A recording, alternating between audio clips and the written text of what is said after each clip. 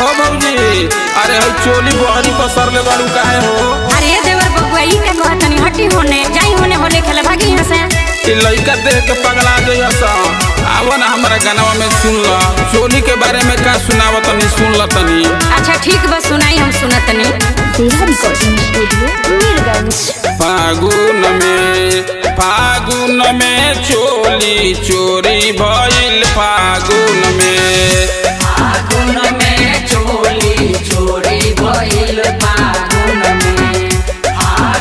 में चोली चोरी भइल फागुन में।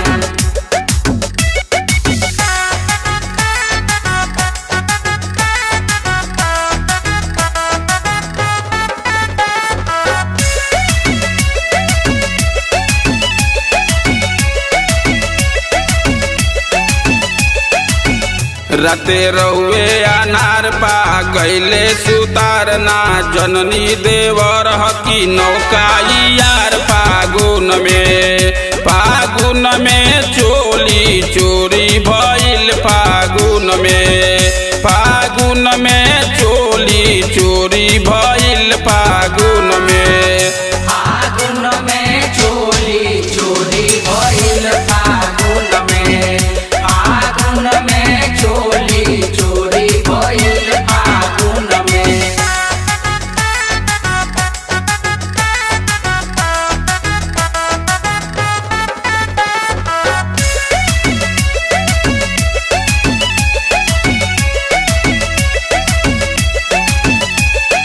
नाही बुझौए कलर लगौए, नाही बुझौए कलर लगौए, चोली चुरौए लागल आहट से हवन भातार फागुन में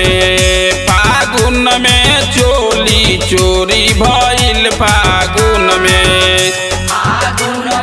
चोली चोरी भइल फागुन में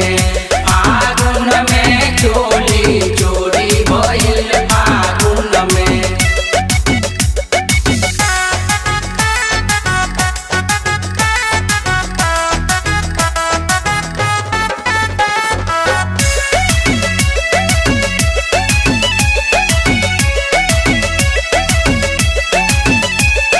होली में चोली के भइले दीवाना, होली में चोली के भइले दीवाना, कैल राम सुंदर के हो करनामा, बाउर जबाना लूटल खजाना जानल महाला, बोले खुलल राजू के होते भिनुसार फागुन में चोली चोरी भइल फागुन में चोली चोरी भइल फागुन में। वाह देवर बबुआ और त फगुआ सुन के मजा आ गई।